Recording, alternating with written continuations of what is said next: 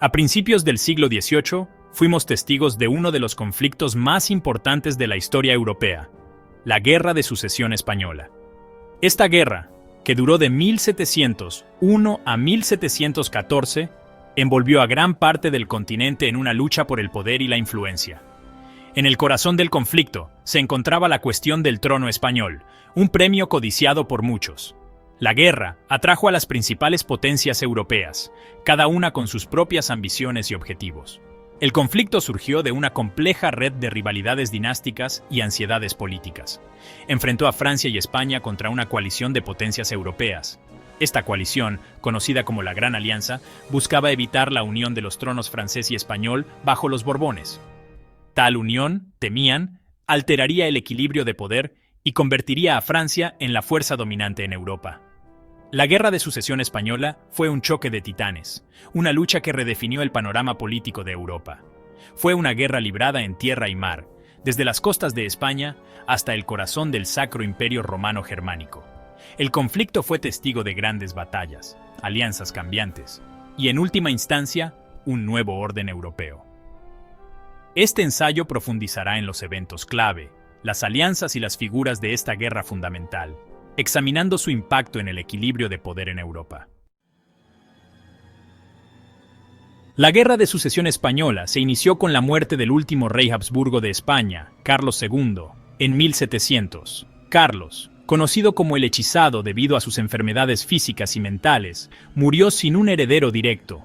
Esto dejó un peligroso vacío de poder en Europa.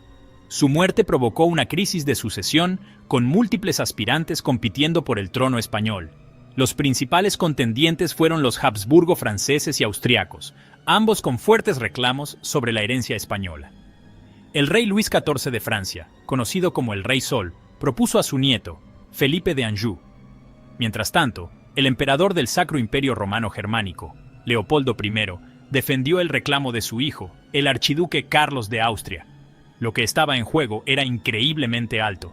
España, aunque en declive, seguía siendo un imperio vasto y rico.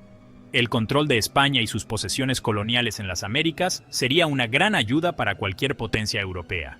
La posibilidad de que Francia, ya una potencia dominante, adquiriera el control de un imperio tan extenso alarmó a las demás naciones europeas. El temor a la hegemonía francesa, junto con las preocupaciones sobre el comercio y las posesiones coloniales, empujó a Europa hacia la guerra.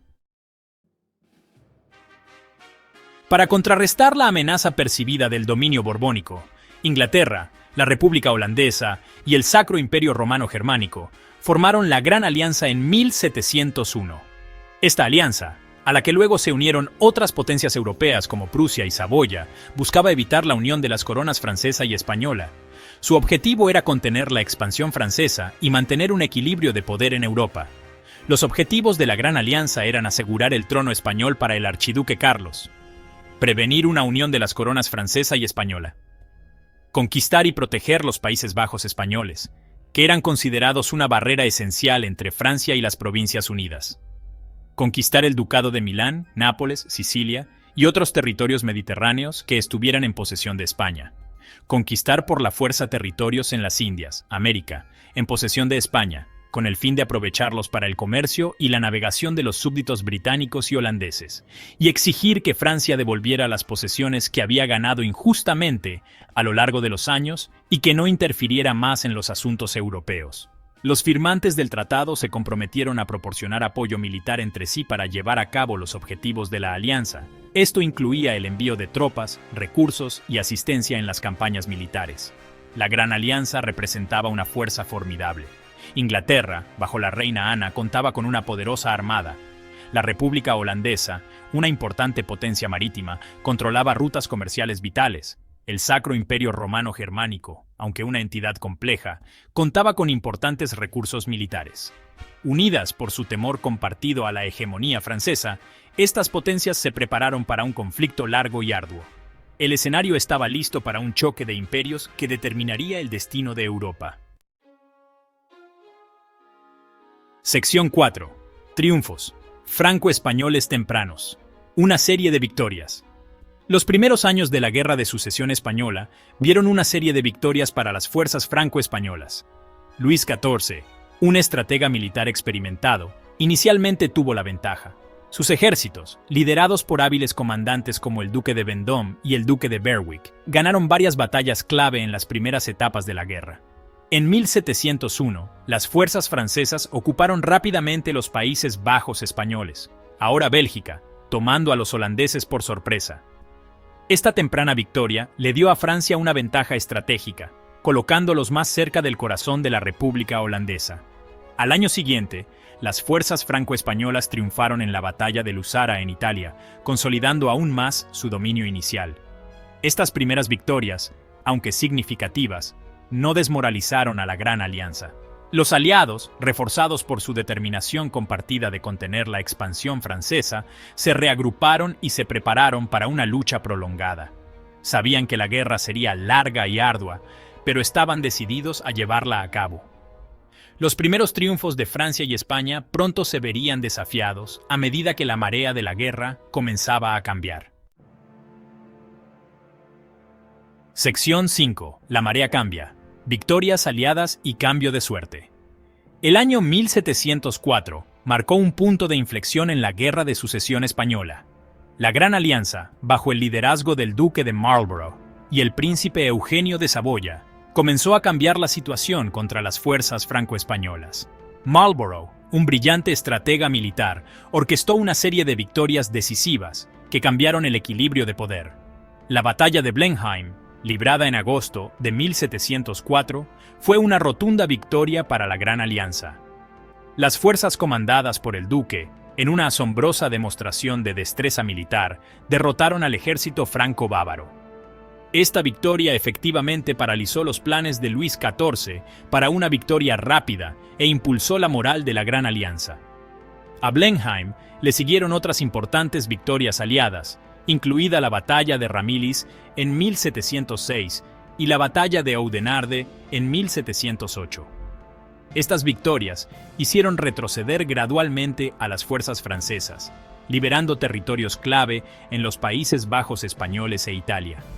La marea de la guerra había cambiado, y la Gran Alianza, envalentonada por sus éxitos, aprovechó su ventaja. El escenario estaba listo para nuevas ganancias aliadas que consolidarían su posición y finalmente conducirían a la mesa de negociaciones. Escena 6. La paz de Utrecht y un nuevo equilibrio europeo.